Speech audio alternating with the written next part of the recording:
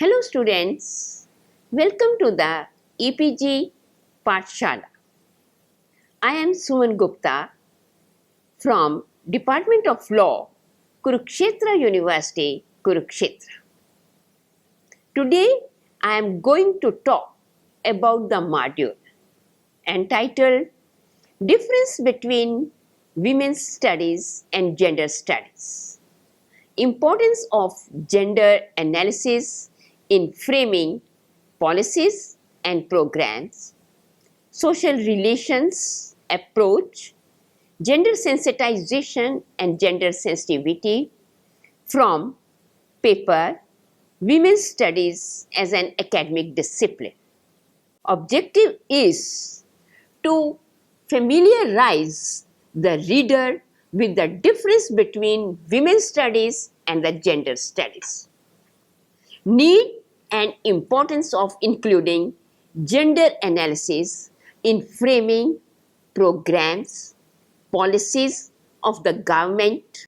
Gender studies is a field of study that looks at the world from the perspective of the gender.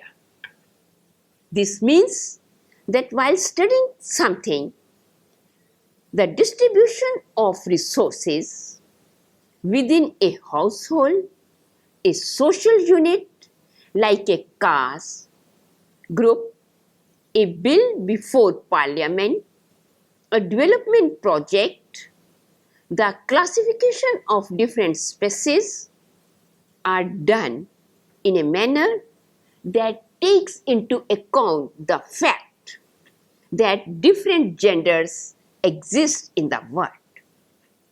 These genders are differently placed with social reality, such that various processes impact them differently.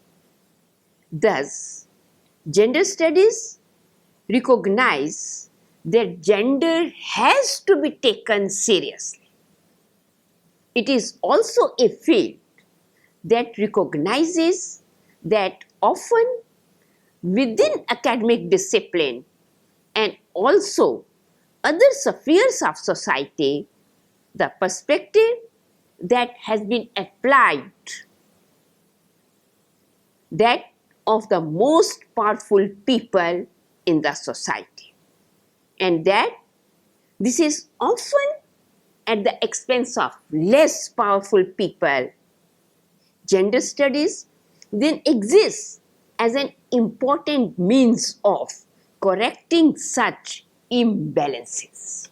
Features of gender studies. Gender studies refer to the academic study of the phenomena of gender. Within feminist thought, a distinction has been made between sex and gender. Sex here refers to the fact of being either male or female, and gender to the cultural and social ideas of masculinity and femininity that are assigned to different sexes. Gender refers to those traits and characteristics that a person is expected to possess by virtue of being male or female, as well as the different roles that a person is expected to perform. For example, women may be seen as naturally caring and nurturing, while men may be seen as naturally rational and logical. This may lead to the belief that women are naturally suited to jobs like nursing, while men will make good scientists and engineers. The traits associated with masculinity and femininity varies across different cultures and societies, as well as different periods in history. Gender studies looks at the manner in which the norms and patterns of behavior associated with masculinity and femininity come into being. It studies the features of these norms and patterns, which traits are considered masculine and which feminine, and why. Within gender studies, there is a recognition that men and women do not exist in isolation from their other social roles and positions. A woman is not only a woman, within our society. She also has certain class position, caste position, religious identity, sexual identity, and many more. All of these factors impact her life. Therefore, while studying her life, all these factors need to be taken into consideration. Another feature of gender studies is that it examines how the world is gendered. Women's studies is an interdisciplinary academic field devoted to the topics concerning women, feminism, gender, and policies. It often includes feminist theory, women's history, for example, a history of women's suffrage, and social history, women's fiction, women's health, feminist psychoanalysis, and the feminist and gender studies influenced practice of most of the humanities and social sciences. Popular methodologies within the field of women's studies include standpoint theory, intersectionality, multiculturalism, transnational feminism, autoethnography, and reading practices associated with critical theory. Post-structuralism and queer theory. The field researches and critiques societal norm of gender, race, class, sexuality, and other social inequalities. It is closely related to the broader field of gender studies. History.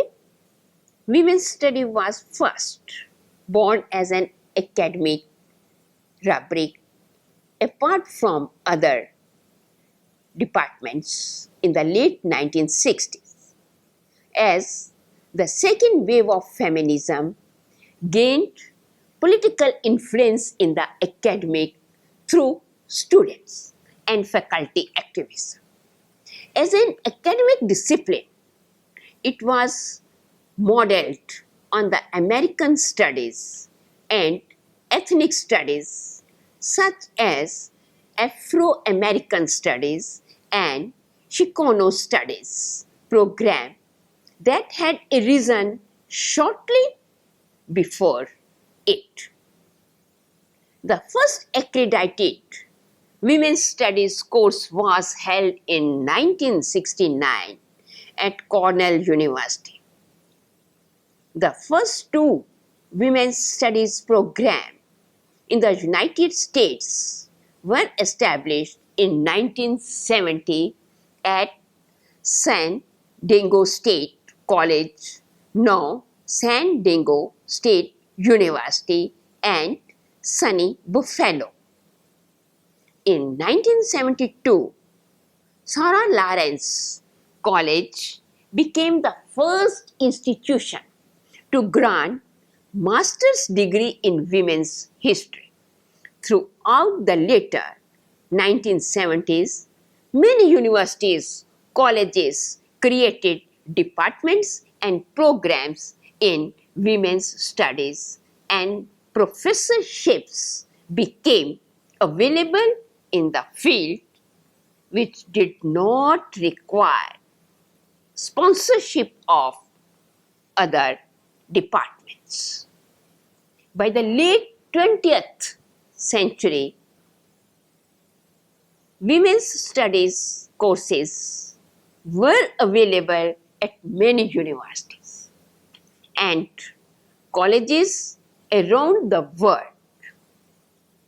As of 2012, there are 16 institutions offering a PhD in the United States. Women's studies first emerged in India during the 1970s as a forceful critique of those processes that had made women invisible after independence. Invisible not only to society and the state, but also to the higher education and its disciplines. Many Indian universities offer women's studies of gender studies as part of their undergraduate program in social sciences. At the postgraduate level, the scope for in-depth studies is limited to specialization in specific gender issues. Avenues for research after the master's level tend to widen. The need for the incorporation of women's studies in the university curriculum was felt by academics in the early 1980s. Following the recommendation of the first National Conference of Women's Studies held at SNDT Women's University, Mumbai in 1981 and the UNESCO workshop of 1982, the UGC suggested in 1983 the start of programs on women's studies and their incorporation in the curricula of social sciences. Gender sensitization / gender sensitivity. Gender sensitivity is the act of being aware of the ways people think about gender so that individuals rely less on assumptions about traditional and outdated views on the roles of men and women. In language and the humanities, this is often expressed through people's language choice. People can choose more inclusive language and does not define gender. As a result of gender sensitivity and equality of opportunities, the public service will be able to recruit, retain and develop the best available people and as such realize the goal of an effective and professional public service. Through gender sensitivity and equal employment opportunities, the representation of women in public service will improve. Gender sensitization refers to the modification of behavior by raising awareness of gender equality concerns. Gender sensitizing is about changing behavior and instilling empathy into the views that we hold about our own and the other gender. It helps people in examining their personal attitudes and beliefs and questioning the realities they thought they know. Gender sensitization plays a crucial role in gender mainstreaming as it is of utmost importance in public service. Number 2, evaluation of all public service policies, programs and activities as gender sensitive. Public service is effective in its planning, implementation, monitoring, reforms, recruitment, retention and development of the best available people and as such realize the goal of an effective and professional public service. Importance of gender analysis in framing policies and programs. 1. Gender budgeting. It is a powerful tool for achieving gender mainstreaming so as to ensure that benefits of development reach women as much as men. It is not an accounting exercise, but an ongoing process of keeping a gender perspective in policy, program, formulations, its implementation and review. Gender budgeting entails dissection of the government budgets to establish its gender differential impacts and to ensure that gender commitments are translated into budgetary commitments. The rationale for gender budgeting arises from recognition of the fact that national budgets impact men and women differently through the pattern of resource allocation. Gender analysis. It refers to the variety of methods used to understand the relationship between men and women, their access to resources, their activities, and the constraints they face relative to each other. Gender analysis provides information that recognizes that gender and its relationship with sex, race, ethnicity, culture, class, age, disability, and other status. It is important in understanding the different patterns of involvement, behavior, and activities that women and men have in economic, social, and legal structures. Programs are broad areas of work which are required to implement the policy priorities. There are sectoral programs that cover a whole sector, such as the health sector or the transport sector. Thematic programs that are focused on a specific theme, such as non-state actors. Programs that consist of a package of actions and are projects with a common focus or theme, national or regional programs that cover as set of actions to support a country or a region during a specific period. To identify gender issues in a program, it is important to make a gender analysis of the sector, the theme, or a gender profile of the country or region. Previous to or during the identification phase. Gender analysis in framing policies and programs. An analysis of gender relations provides information on the different conditions that women and men face and the different effects that policies and programs may have on them because of their situations, and such information can inform and improve policies and programs and is essential in ensuring that the different men are met. At the local level, gender analysis makes visible the varied roles women, men, girls, and boys play in the family, in the community, and in economic, legal, and political structures. A gender perspective focuses on the reasons for the current division of responsibilities and benefits and their effect on the distribution of rewards and incentives. Gender analysis in development.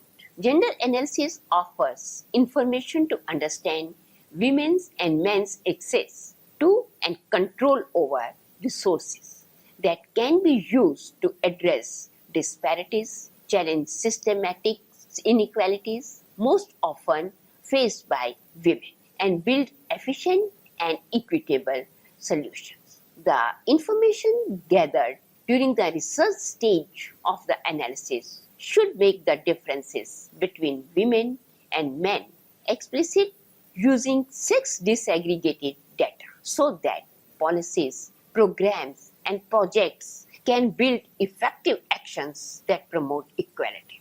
Since gender relations will change in each context and over time, a gender analysis should be done within which each development initiative.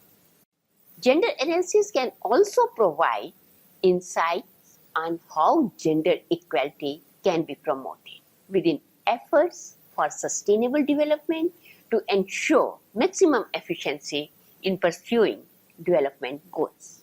To be most effective, it must be part of each step of a development initiative, from conception and design to implementation and evaluation. By being part of this process, gender analysis has already led to changes in strategies for development cooperation that previously did not meet the needs of. What can gender analysis tell us?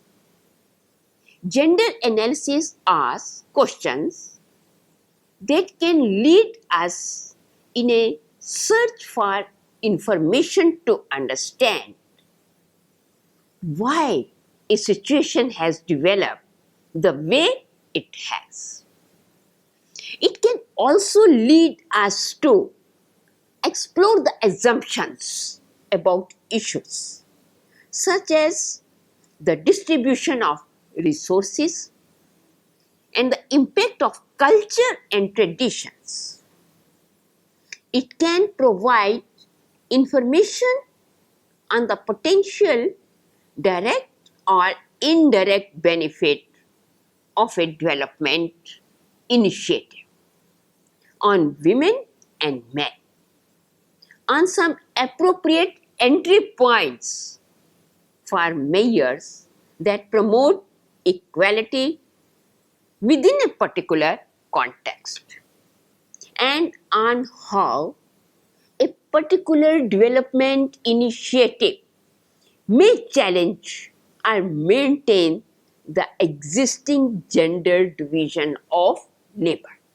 With this information, measures of equity can be created to address the disparities and promote equality. In the case of primary education, gender analysis can tell us that a gender gap exists in most countries. That is, there is a gap between girls and boys' enrollment and retention in school. In India, an average 6-year-old girl can expect to spend 6 years in school, 3 years less than a boy of the same age. Girls in rural areas are at even greater disadvantage. Their risk of dropping out of school is 3 times that of a boy. In their efforts to balance the needs of both girls and boys, governments are increasingly using gender analysis to investigate the source of the gap and what measures can be adapted to reduce the distortions in the educational system. Where is gender analysis used? A gender analysis that addresses the connection of gender with factors such as race, ethnicity, culture, class, age, disability, or other status, among others, is required for all policies, programs, and projects. While it is easy to see the people involved in more practical and tangible initiatives, such as capacity building for local authorities, any policy or project will ultimately have an effect on people and must work to promote the equal status of women and men. For example, the development of a country's environmental policy should involve a holistic socio-economic analysis that addresses gender relations to fully understand the situation and ensure that the policy and its directives promote equality. This might involve understanding the perceptions of women and men of the environment, a sex disaggregated account of activities performed and their effect on the environment, and the uses men and women make of natural resources such as land and water. Stop. Many of women's contributions to the economy continue to go unrecognized because their work is not easily counted within the conventional structures. Women do a majority of the work within the informal sector and the home, and as a result, much of their work is not counted or is unrepresented in official statistics. The lack of a gender analysis in economic policies can result in women's perspectives and priorities being left out of strategies for development. when in the process is gender analysis applied? Gender analysis takes place throughout the entire development process, throughout research to problem definition, planning, implementation, monitoring, and evaluation. By examining basic assumptions, each step of the way, the interrelationship between social context and economic factors can be understood, and initiatives that respond to those needs can be designed. Gender analysis must be undertaken at the planning stage and integrate the findings and recommendations at each step of the way, from planning through to evaluation. Who undertakes gender analysis? It is the task of analysts, policy makers, and program managers located in both donor and partner countries, in both government and civil society, to work in partnership with women and men involved to advance gender equality. This participatory process provides the context for the creation, implementation, and evaluation of development initiatives to promote gender equality. Additionally, a gender analysis should identify local and national initiatives undertaken by both governments and civil society in order to strengthen and complement these efforts. Individuals, groups, and communities affected by the development initiative must be involved from the beginning of the process in order to determine the gender dimensions of the issue at hand. Without local knowledge and expertise, some of the intricacies of the gender roles and social relationship may not be easily understood. Elements of gender analysis.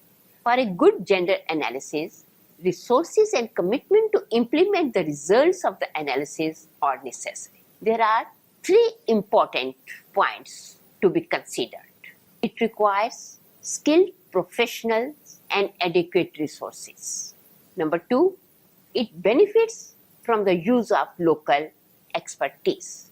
And number three, the findings must be used to actually shape the design of policies, programs, and projects.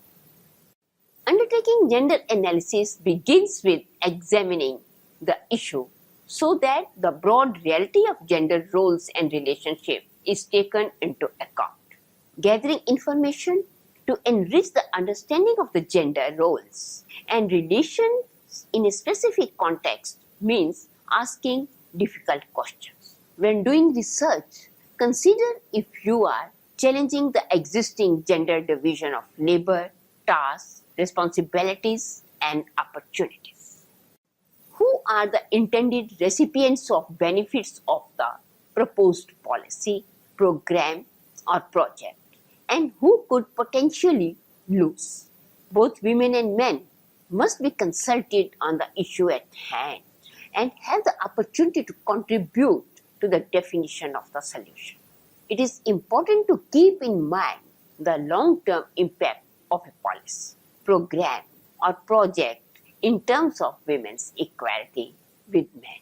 How will these enable women to have increased control over their lives? So, students, let us summarize what we have learned in this module. Gender studies is a field of study that looks at the world from the perspective of gender. Women's studies is an academic field devoted to topics concerning women.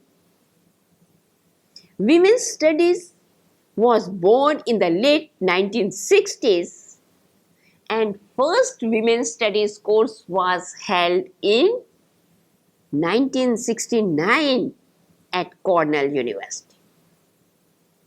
Gender sensitivity is the act of being aware of the way people think about gender, And gender sensitization refers to change in behavior by raising awareness of gender equality, concerns, gender budgeting is a powerful tool for achieving gender mainstreaming. Gender analysis provides insight on how gender equality can be promoted within efforts for sustainable development. Gender analysis is undertaken by analysts, policy makers, and program managers in both public and private sector. Thank you.